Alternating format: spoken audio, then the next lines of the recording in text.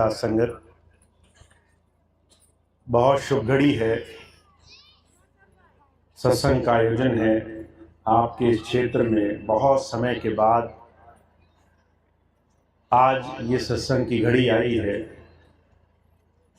बहुत प्रेमियों ने अच्छे अच्छे अपने अनुभव आपके सामने साझे किए, शब्द गाए, बाबूजी की बात आपने सुनी।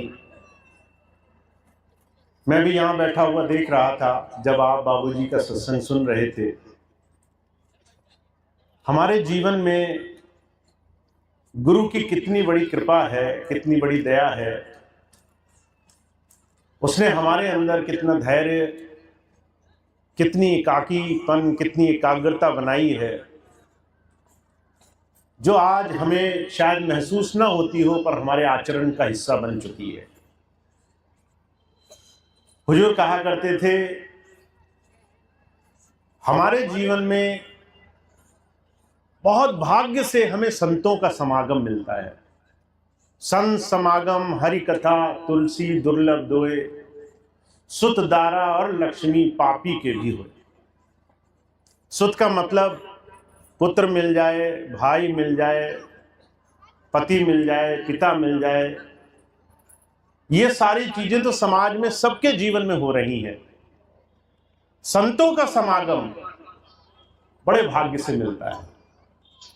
संतों का समागम हर किसी इंसान को बैठकर उसमें रम जाने का अवसर नहीं मिलता। आप देखिए, समाज में कहीं चले जाएं, लोग दो घड़ी कहीं बैठेंगे और उनका मन व्याकुल हो जाएगा। जरा सी देर बैठेंगे, कहेंगे ये काम याद आ गया, वो काम याद आ गया, भागने लगेंगे। आप इतनी देर से बैठे हैं और आपका ध्यान गुरु से कुछ पा लेने का है। गुरु जी जो देना चाहते हैं हम लेने के लिए आए हैं। हमारे मन में धारणा ये है, आज के दिन जो जो कहा जाएगा उसमें से कुछ तो लेकर जाएंगे, कुछ हमारे जीवन में उससे लाभ मिले, हमारे जीवन में परिवर्तन आए, बदलाव आए, हम अपने इस मनुष्य जीवन की सार्थकता बना सके। मुझे याद है, स्वामी जी कई बार एक बात कहा करते थे, तुम्हें ये मनुष्य का जीवन करोड़ों अरबों वर्षों के बाद बड़े भाग्य से मिला है। कहा, लख 84 भुगत कर पाया मनुष्य शरीर, सहजो चूके भक्ति बिन फिर 84 पीर। यह आसानी से नहीं मिला है मनुष्य शरीर, पर इस मनुष्य शरीर की महानता यह है कि तुम उसको हर पल स्वतंत्रता के साथ जियो, इसको गुलामी में मत जियो। कुछ ऐसे कामों के लिए हर रोज चिंताओं में, परेशानियों में, उलझनों में जीवन को न बर्बाद करो जो तुम्हारे जीवन में हर रोज नहीं आना है। अगर आज हम अपने जीवन को देखें तो हम अपने जीवन को इसकी महानता तक नहीं जी रहे हैं। और मैं ऐसा क्यों कह रहा हूं? आप देखिए, आपकी दिनचर्या क्या होगी। जो दिनचर्या आपकी कल थी वही आज होगी, वही आज से 10 साल पहले रही होगी। हम हर रोज अपने एक एक दिन का लगभग ज्यादा से ज्यादा हिस्सा कुछ नियम गुजारने में गुजार रहे हैं, नियम कर रहे हैं। हम कुछ चीजें निपटाने में लगे हुए हैं। सुबह उठते हैं, झाड़ू पोछा, बर्तन साफ सफाई, घर टूट फूट, इन तमाम चीजों में ऐसे हम उलझ गए हैं कि हमें जीवन यही मालूम पड़ रहा है। सहजोबाई कह रही हैं, ये मनुष्य का शरीर तुम्हें 84 लाख जिया जूनी के बाद मिला और तुम इस मनुष्य शरीर में कूड़ा करकट, झाड़ू पोछा, घर गृहस्थी ये कर रहे हो। तुम इस संसार में आए, तुम्हें ये शरीर कुछ समय के लिए मिला, जब शरीर छूटेगा का पौड़ी छुटके हाथ न आवे, अहले जन्म गंवाया रे। ये मनुष्य शरीर तुम्हारा छुटते ही तुम फिर से 84 में चले जाओगे। वही पशु, वही पक्षी, कीड़े मकोड़े, जीव जंतु, कर्म भोग की दुनिया में, कर्म जगत में फंस जाओगे जाकर के। जैसे कोई दलदल होती है, दलदल से अगर आप एक बार निकल जाएं और उसको ये आप सौभाग्य न माने कि मैं जीवन में कितने बड़े भंवर जाल से बच गया, फिर से उसी दलदल में जाकर फंस जाएं तो दोबारा नहीं मौका मिलता। मनुष्य शरीर वो मौका है आपके पास। इस मनुष्य शरीर में जितना जीवन मिला, 70-80 वर्ष की एक अमूमन उम्र मानी गई है आज के समय में। एक इंसान औसतन 60 साल से 80 साल तक जीता है। आजकल तो लोगों की उम्र और घट गई है। 30-40 में लोगों को दिल का दौरा आने लग जाता है। 30 के आते आते लोगों को मोटापा, तरह तरह की बीमारियां, किसी को बड़े बड़े रोग लग जाते हैं। 50-60 साल ऐसे गुजरती है जैसे हम अपनी मृत्यु की तरफ बढ़ रहे हैं। अगर आपको भरोसा ना हो, आप देखना 40 साल का आदमी आपको बड़ा रोगी दिखाई देगा, और वो बाकी की जिंदगी ऐसे गुजार रहा है कि बस जाना ही है, कुछ बचा नहीं है। शरीर मर्जी से नहीं चल रहा, अपनी ताकत से कुछ कर नहीं पा रहे, दवाइयों पर जी रहे हैं। पिछले दिनों मेरे पास एक बहन जी आई, एक बड़ा सा थैला लेकर के, कहने लगी भैया जी इस पे हाथ लगा दो। मैंने सोचा प्रसाद होगा, लोग मिठाई लेकर आते हैं कि घर में प्रसाद ले जाएंगे। उन्होंने थैला खोला तो दवाइयां ही दवाइयां, इतनी दवाइयां, किलो भर दवाइयां। अगर रोज खानी पड़े तो मुट्ठी भर दवाई हर रोज खाते होंगे। जितनी खुराक होती होगी ना आपकी, जब आप अपनी थाली सजाते होंगे तो जितनी आपकी खुराक होती होगी उतनी दवाइयां थी उनकी हर रोज की। ऐसे हमारी जिंदगी गुजर रही है आज। हम अपनी जिंदगी में 40 से लेकर 60 तक जब जीते हैं ना, तो ढलान पे जीते हैं। बस जीवन जाने ही वाला है, कुछ पता नहीं है कब चला जाएगा। सहजो बाई ने इस दिन की कल्पना नहीं करी होगी, कबीर साहब ने इस दिन की कल्पना नहीं करी होगी। तुम्हें लाखों वर्षों के बाद जो जीवन मिला, तुम दवाइयों के सहारे गुजारोगे। उस जीवन को तुम बस ढलान पे गुजारोगे। तुमने कभी उगता सूरज देखा ही नहीं, तुमने जीवन की महानता देखी ही नहीं। तुम दिन निकलता है और तुम फंस जाते हो उस दिन के भंवर जाल में, कुछ नया नहीं करते। तुम संसार में आए, तुम अपनी गृहस्थ में आए, तुम इस जीवन में आए, और तुम अगर इस चेतना को नहीं समझ पाए कि जीवन में करना क्या था, तुम वही कर्जे चुकाने में लगे रहे, तो जीवन हाथ से निकल जाएगा। इसलिए सहजो बाई बड़ा जोर दे रही हैं, कहती भक्ति के बगैर चूकना नहीं है। तुम्हारा जीवन किसी भी चीज में लगा हो, तुम्हें घर गृहस्थी, शरीर, सेहत, कानून, तरह तरह के मुकदमे, जमीन जायदाद, 10 तरह की तुम्हारे ऊपर मुसीबत हो, पर भक्ति से चूकना नहीं है। क्योंकि भक्ति से चूक गए तो तुम्हारे ये सारे कर्जे तुम्हारे जंजाल बन जाएंगे, जीवन मरण के सौदे बन जाएंगे। कर्म जगत में ये जन्मों जन्मांतरों की कारागाह, एक जन्मों जन्मांतरों की कैद बन जाएगी।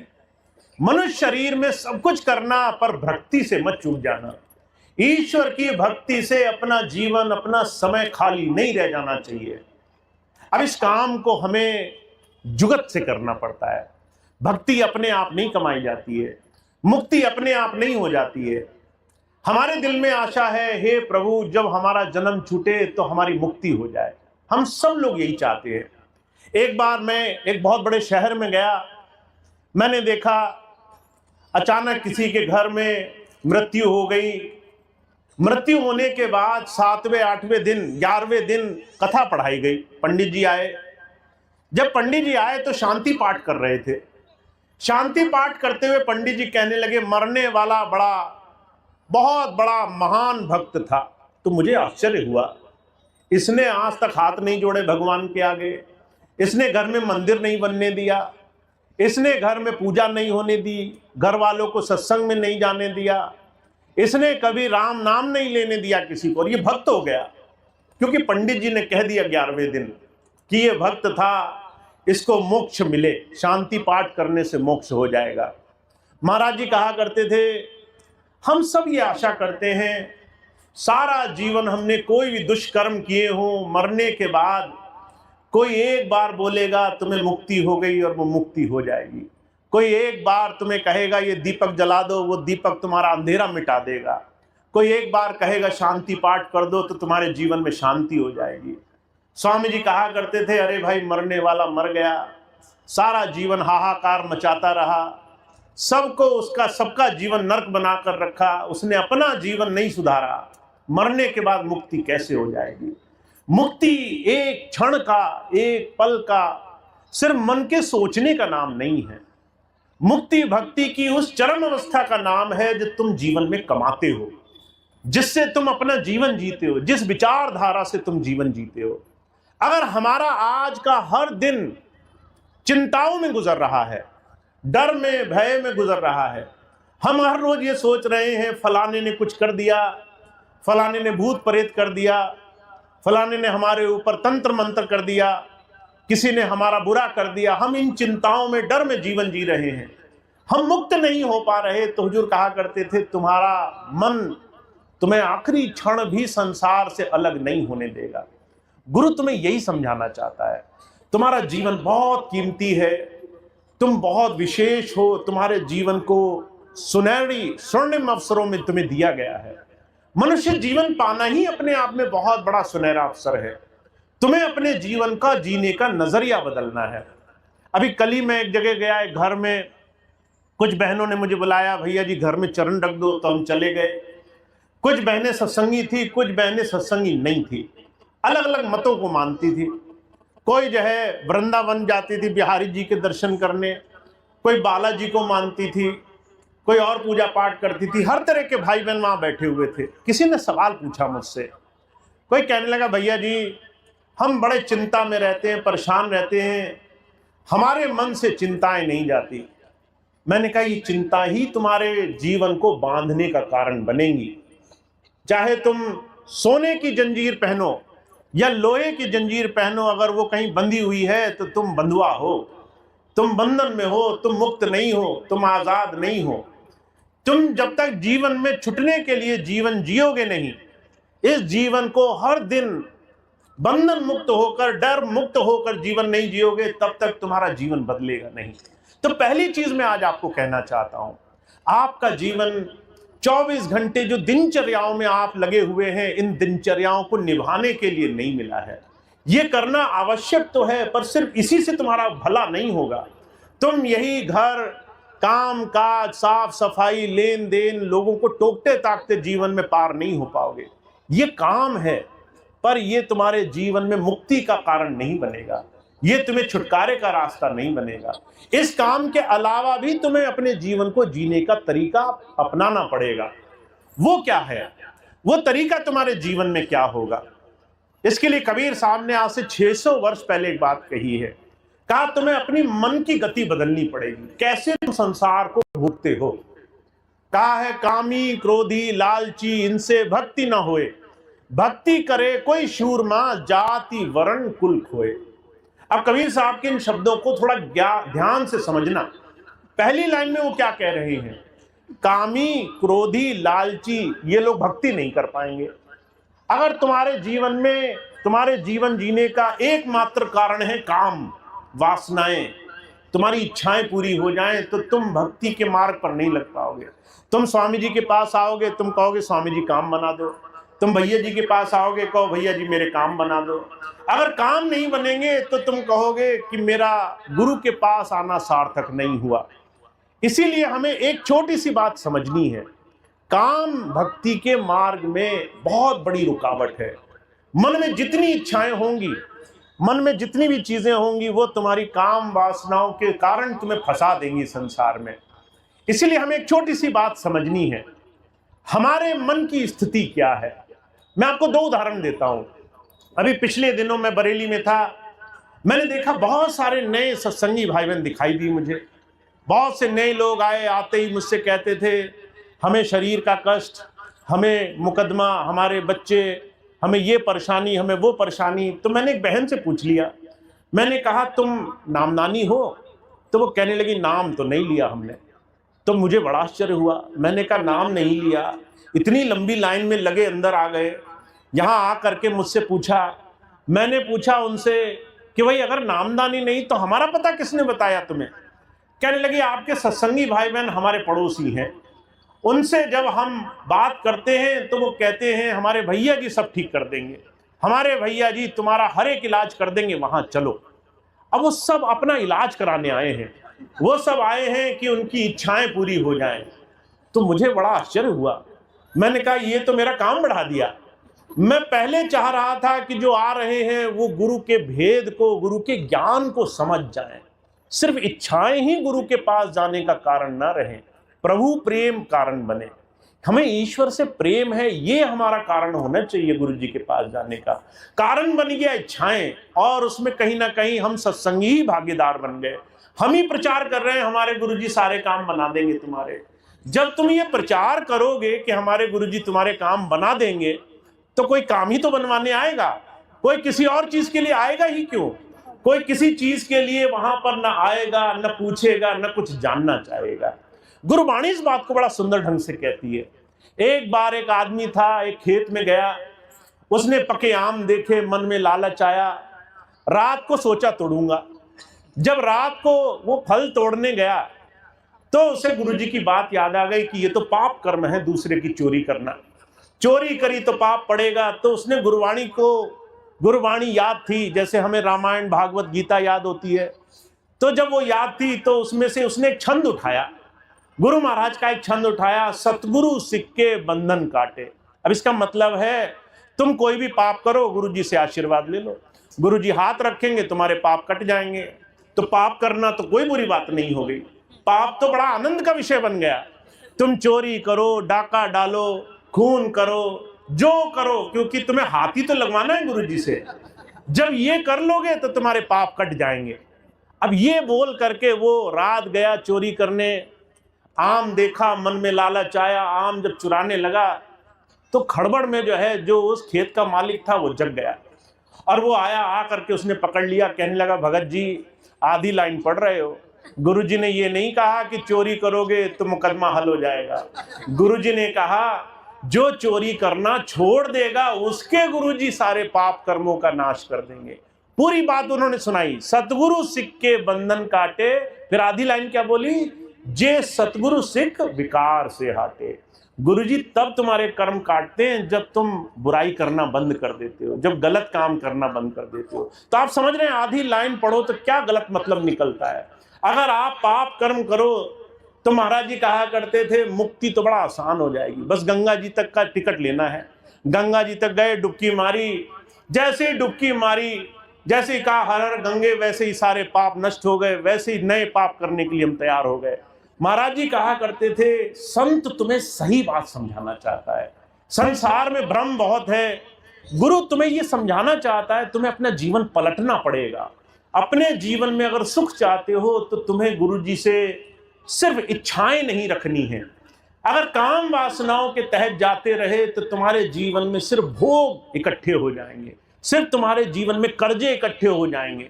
तुम एक के बदले 1000 इकट्ठे कर लोगे, उसका भुगतान भी तुम्हें ही भुगतना पड़ेगा, उसका कर्ज भी तुम्हें ही उठाना पड़ेगा।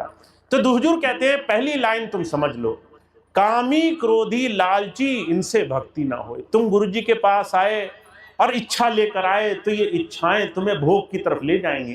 तुमने कहा मेरा मुकदमा हल हो जाए तो किसी से बुराई बढ़ेगी, तुम कहोगे मेरे बच्चे ठीक हो जाएं तो किसी और से बुराई बनेगी, तुम कहोगे मेरे घर में पैसा आ जाए, धन रुपया दल 1000 चीजें मांगोगे, पर उसके साथ बुराई भी आएगी, उसके साथ बुरे कर्म भी समाहित होंगे। तो बचना कैसे है?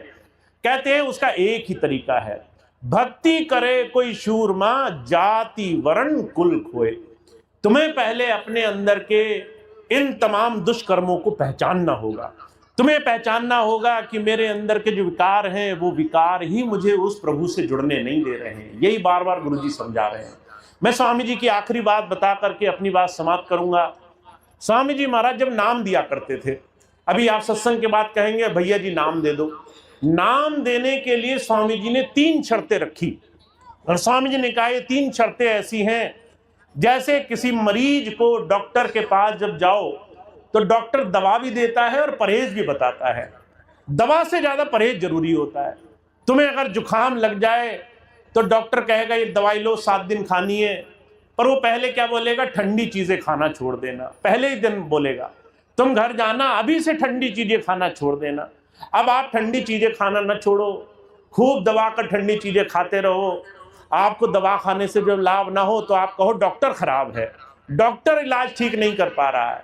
जैसे वो बात झूठी है क्योंकि तुमने पूरी बात नहीं मानी, ऐसे गुरु की हमारे जीवन में जीवन को साधने के लिए तीन बड़ी खूबसूरत बात स्वामी जी ने कही है।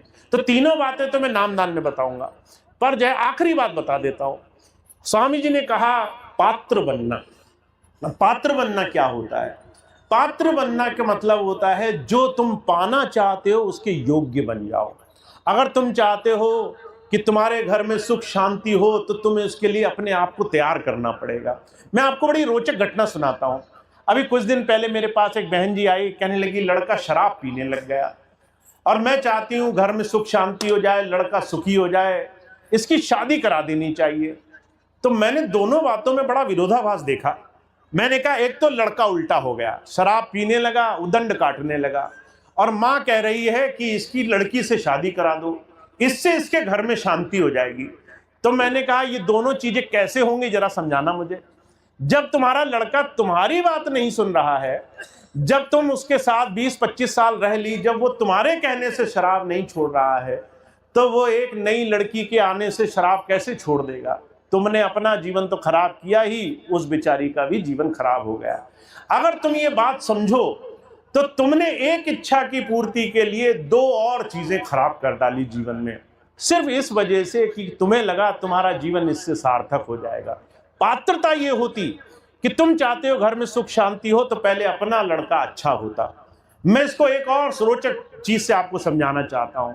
आप हर रोज सुबह बर्तन में दूध लेने के लिए जाते हैं। जब दूध लेने के लिए जाते हैं तो पहले बर्तन को टटोल के देख लेते हैं, एक बार धूल मिट्टी साफ कर लेते हैं, एक बार पानी से उसे साफ कर लेते हैं। ऐसा क्यों करते हैं? क्योंकि आपको मालूम है कोई भी गंदी चीज लगी रह गई तो दूध फट जाएगा, दूध खराब हो जाएगा, वो पीने योग्य नहीं रह जाएगा। ऐसा ही करते हैं ना। पानी सिर्फ बर्तन को धोने के लिए नहीं था, दूध की पात्रता के लिए भी था। दूध बचा रह जाए, दूध टिका रह जाए, दूध उसमें खराब ना हो जाए। महाराज जी कहा करते थे ऐसे ही तुम्हारे जीवन में जो भी ईश्वर देगा, जो भी गुरु देगा, वो टिकेगा कैसे अगर जीवन बदला नहीं, अगर जीवन परिवर्तन नहीं हुआ तो वो बदलेगा कैसे। इसलिए हमारे स्वामी जी महाराज ने तीसरी चीज बताई है, गुरु तुम्हें बहुत कुछ देगा पर तुम्हारे जीवन में वो टिकेगा नहीं, क्योंकि तुम तैयार नहीं होना चाहते हो, तुम जीवन को बदलना नहीं चाहते हो, तुम काम नहीं छोड़ रहे हो, तुम क्रोध नहीं छोड़ रहे हो, तुम ईर्ष्या द्वेष अहंकार विषय भोग संसार की लड़ाई झगड़ा नहीं छोड़ रहे हो। अभी कुछ दिन पहले मुझे एक छोटे बच्चे ने पत्र लिखा, कहने लगा भैया जी मैं नाम नहीं लेना चाहता हूं। मैंने कहा ऐसा क्यों? कहने लगा मैंने अपने माता पिता को कई बार देखा, माता पिता कहते हैं नाम ले लो, मैं आपको लिख रहा हूं मैं नाम नहीं लेना चाहता हूं। तो मैंने कहा ऐसा क्यों?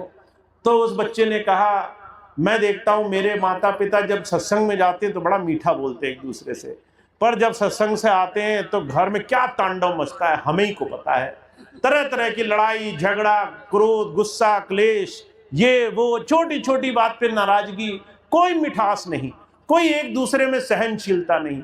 पड़ोसी आ जाएगा तो बड़ा मीठा हो जाएंगे, बाहर का आदमी आएगा तो एकदम साधु बन जाएंगे, पर घर में शांति नहीं है। कह रहा मैं देखता हूं कि अगर सत्संगी होने से ऐसे बन जाऊंगा तो मेरे को सत्संगी नहीं बनना है, मुझे सत्संग में नहीं जाना है, मुझे सत्संग नहीं धारण करना है। मैंने उसकी बात सुनी, मुझे दुख भी हुआ और उस बात में उस बच्चे की गंभीरता भी दिखाई दी। देखिए हमारा आचरण ही सब कुछ है। अगर हमारा बच्चा तक हमारे आचरण को देखकर हम जैसा नहीं बनना चाहता है, अगर हमारा बच्चा हमें देख करके हमसे डर रहा है, वो कह रहा है ऐसा नहीं बनना है जैसे मेरे माता पिता बन गए, तो सोच लो गुरु जी की तुमने सेवा करी या गुरु जी की सेवा घटा दी। ये तो सोचो, गुरु जी का काम बढ़ाया या गुरु जी का काम घटा दिया, गुरु जी के शिष्य बढ़ाए या गुरु जी के शिष्य घटा दिए, गुरु की सेवा तुमने आगे बढ़ाई या पीछे घटा दी। इस बात को हमारे जीवन में स्वामी जी समझा रहे हैं। स्वामी जी कहते हैं कि जब तक तुम तरह तरह के विकार नहीं छोड़ोगे तब तक तुम्हारे जीवन में पवित्रता पात्रता नहीं आएगी। तो आज के इस कलयुग में हमारे घरों में, हमारे अपने परिवार में, हमारे अपने निजी घरों में गुरु की सीख आनी जरूरी है। तुम अगर घर में अच्छे हो गए तो तुम समाज में संसार में गुरु का नाम फैला दोगे। तुम्हारे घर में गुरु प्रेम आ गया, तुम अपनी पत्नी से, अपने माता पिता से, अपने बच्चों से, अपने घर वालों से स्नेह करो, उनसे ऐसे मिलो कि इनसे ज़्यादा मुझे चमत्कारिक, इससे ज़्यादा प्रभावशाली जीवन में कुछ नहीं मिल सकता था। ईश्वर ने मुझ पर यह दया दान दी है। अभी मैं आपको कानपुर की घटना सुनाता हूँ। मैं कानपुर गया सत्संग में, एक पिताजी अपने बच्चे को लेकर आए कि भैया जी नाम ले चुका है ये लड़का, पर सत्संग भजन सिमरन आपके कार्यक्रम में नहीं आता है, भजन पे नहीं बैठता है। तो मैंने उस लड़के से पूछा, मैंने कहा एक बार सत्संग होता है तू आया कर, जब आया कर तो जो है गुरुजी तुझ पर कृपा करेंगे। कहने लगा भैया जी मेरा मन नहीं लगता। तो मैंने उसको एक और युक्ति बताई। मैंने कहा हर रोज सुबह उठा कर तो उठते ही सबसे पहले अपने गुरुजी का धन्यवाद दिया कर कि हे स्वामी जी तुम्हारी बड़ी दया है। जब मैंने उसको ये बात कही तो मैंने एक और बात कही उसे। मैंने कहा तेरी जिंदगी में स्वामी जी ने कुछ तो ऐसा किया होगा कि तू धन्यवाद कर सकता है, कोई एक तो काम बना होगा तेरा। तो लड़का था 11-12 साल का, कहने लगा भैया जी हमारी जिंदगी में कुछ नहीं किया स्वामी जी ने, कुछ अच्छा नहीं हुआ, बहुत खराब जिंदगी है हमारी, कोई फायदा नहीं हुआ। तो मैंने उसको 2-4 चीजें गिनाई जो मैं आपको भी गिनाना चाहता हूं। मैंने उससे कहा तेरे घर में माता पिता हैं, कई लोग ऐसे हैं संसार में जो बिना माँ बाप के जी रहे हैं। तेरे माता पिता तेरी 1000 गाली सुनते हैं और अगले दिन फिर तुझे प्रेम से खाना खिलाते हैं। क्या ये गुरु की कृपा नहीं है? तू घर में आता है, तो चाहे कुछ भी ना कमाता हो, तो चाहे 1000 बदमाशी करता हो, घर में तेरा स्वागत रहता है। तू घर में आता है बिना बनाए तुझे रोटी पानी मिलता है, तेरे हाथ पैर हैं, तेरे शरीर में स्वस्थता है। तू बाहर जाता है लोग तुझे प्रेम करते हैं, स्नेह करते हैं, तेरे मित्र जानने वाले हैं, तेरे भाई बहन हैं। क्या तुझे ये सब ईश्वर की कृपा के बगैर मिल सकता था? इतने लोग हैं संसार में जो सरकारी अस्पतालों में सड़ रहे हैं, इतने लोग हैं, न भाई है, न बहन है, न माँ है, न पिता है, न घर में कोई आए तो कोई इंतजार करने वाला नहीं है। तुम घर से मजदूरी करके आओगे, रोटी खुद बनानी पड़ेगी। ऐसे ऐसे लोग हैं संसार में, ऐसे ऐसे लोग हैं, कोड़ लगा हुआ है, शरीर में रोग हैं, बीमारी से ग्रस्त हैं, कोई पूछने वाला नहीं है, कोई प्रेम से पानी पिलाने को तैयार नहीं है। आपने ऐसे लोग देखे होंगे, आपने ऐसे लोग पाए होंगे समाज में। ऐसे लोगों की जब तुम तरफ देखोगे, जब उन्हें देखोगे तो तुम्हें ईश्वर की कृपा दिखाई देगी अपने जीवन में कि हे मालिक, हे स्वामी जी तुमने बहुत दिया है। घर में अच्छे परिवार के लोग हैं, माता पिता, पति पत्नी, बच्चे, भाई बहन, सब लोग स्नेह से देखते हैं। क्या मैं आपका धन्यवाद नहीं कर सकता? क्या मैं आपका शुक्राना नहीं अदा कर सकता? क्या मैं हर रोज सुबह उठूं तो क्या एक एक दिन के लिए आपका धन्यवाद नहीं कर सकता? महाराज जी कहा करते थे जब तुम नजरिया बदलोगे तो तुम्हारे नज़ारे बदल जाएंगे, जब तुम कश्ती का रुख बदलोगे तो तुम्हारे किनारे बदल जाएंगे।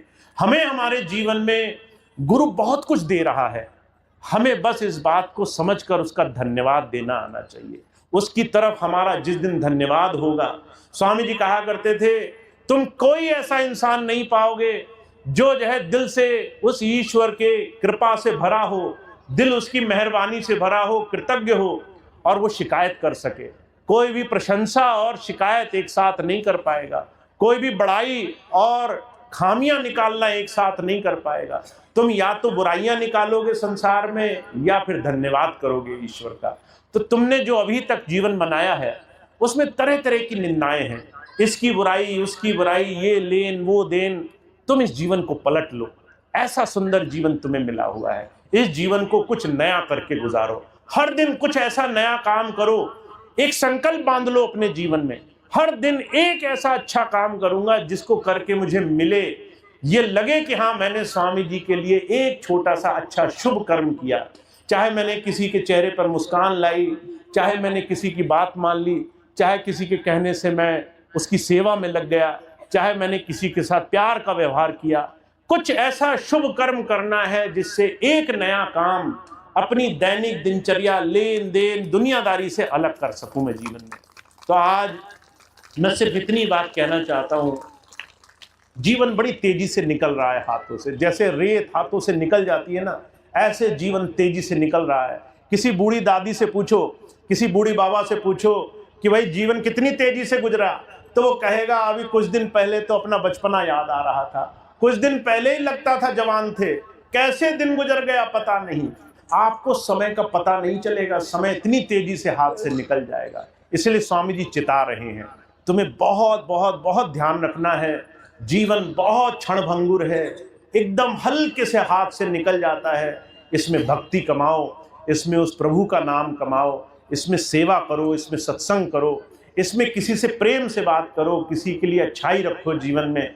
इसमें अपने जीवन को ऐसा बनाओ कि तुम्हारे गुरु को, अगर तुम समाज में हो, घर में हो, तुम्हारे छोटे छोटे बच्चे हैं तो वो तुम जैसा बनना चाहें, तुम्हारा आचरण ऐसा हो, इतनी मिठास हो तुम्हारे जीवन में, उन्हें तुम्हें देखकर लगे इन्होंने गुरुजी से कुछ पाया है, इन्होंने गुरुजी से कुछ ऐसा लिया है जिसके बाद इन जैसा मैं बनना चाहता हूँ। तो हम और आप, हमारे लिए एक बहुत बड़ा आदर्श है, एक बहुत बड़ी ज़रूरत है। अपने लिए तो करना ही है, पर अपने आने वाली पीढ़ियों के लिए भी करना है। अभी बहुत से माता पिता ये बात खुद साक्षी होंगे, हमारे बहुत से बच्चे नाम नहीं लेना चाहते, आप खुद इस बात के साक्षी होंगे। बहुत से बच्चे हैं जिनके नामदानी नहीं है, जो गुरुजी से नहीं जुड़ना चाहते, जो धर्म से नहीं जुड़ना चाहते, जो सही जीवन नहीं जीना चाहते। हमको पता ही नहीं है कारण क्या है। कारण हम ही है, क्योंकि हम आज तक अपने सर से अपने कर्मों का बोझ, अपनी लड़ाई झगड़ा गुरुजी को समर्पित नहीं कर पाए हैं। तो आज एक संकल्प ले लो, आज से अपने घर को इतना सुंदर बनाना है, अपने गृहस्थ को इतना सुंदर बनाना है। सारी लड़ाई झगड़ा, मार पीट, खून खराबा, सारी गाली गलोच, अपशब्द, सारे बुरे काम हमें आज ही यही छोड़ देने हैं। हमारे जीवन में ऐसी अच्छाई हो कि अगर कल को स्वामी जी आ जाए लेने कि चलो भाई तुम्हारा आ गया समय, चलो, तो तुम्हें रोते रोते अपना जीवन ना छोड़ना पड़े, तुम हंसी खुशी। कबीर साहब कहते हैं कि हमारे जीवन में, गुरु नानक देव जी महाराज ने कहा है, जिस मरने से जग डरे मेरे मन आनंद, कब मरूं कब पाऊं पूर्ण परमानंद। कहते लोग डर रहे हैं कि मुझे नहीं मरना, गुरु नानक देव जी महाराज कह रहे हैं मैं तो इंतजार कर रहा हूं कि कब ये जंजाल छुटे, अपने मालिक के घर जाएं, हमेशा हमेशा के लिए आनंद रहेगा वहां पर, कि कब आ जाएं वो प्रभु, हम तो इंतजार कर रहे हैं, हम पे तो यहाँ रहना भारी पड़ रहा है।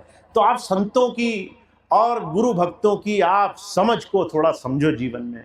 हमारे लिए जीवन ऐसा होना चाहिए, एक एक दिन हम इतने आनंद से गुजारें, कल स्वामी जी आ जाएं कि चलो भाई तुम्हारा समय हो गया, तो हमें कोई ग्लानि ना हो, कोई दुख ना हो, हमें ये ना हो कि अरे ये छूट गया वो छूट गया। हम खुद ही छोड़ दें कि चलो ये सारी चीज़ें, जंजाल छुटा, हमारा मालिक आ गया, हमें अब इससे ज़्यादा कुछ नहीं चाहिए। तो ऐसा जीवन बनाना पड़ेगा, अपने आप नहीं बनेगा। इसके लिए तुम्हें अपना मन गुरुजी को देना पड़ेगा, अपने प्रेम को गुरुजी को देना पड़ेगा। तो आप सब बहुत भाग्यशाली हैं, इस काम में लग जाओ अब, क्योंकि अब बहुत समय आपको भाग्य से मिला है। जितना जोर लगाओगे उतना ज़्यादा गुरुजी की प्रेम, उनकी सेवा में आगे बढ़ोगे। जितना बैठे रह जाओगे उतना किनारे दूसरों को आगे बढ़ता देखते रहोगे, मन में सिर्फ जो है चोरी बनी रहेगी कि अरे हमें नहीं मिला, हमें नहीं मिला, वो फलाना सामने आया और सब कुछ लूट कर ले गया।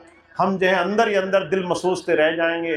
तो ऐसे मत रह जाना कि दूसरे माल लूट जाएं, तुम जो है खड़े रह जाओ, तुम सिर्फ दिल में महसूसते रह जाओ कि हमारा काम नहीं बना। तो बहुत सुंदर समय है, सेवा में, सत्संग में, भक्ति में अपना जीवन लगाना हमें शुरू कर